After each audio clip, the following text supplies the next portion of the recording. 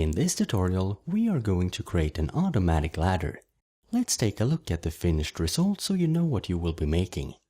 With this bone, you decide what the ladder is leaning against. If you place it right by a wall, the ladder will lean against it. This second bone moves the base of the ladder. Notice how the ladder continues to lean on the wall when I move it. And if I move it too far from the wall to be able to reach, it lies flat on the ground.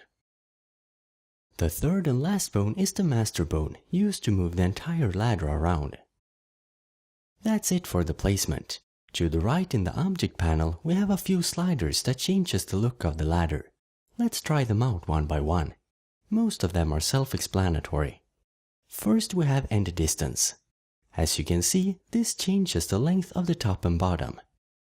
Next we have the step count, the number of steps. The step depth, step distance,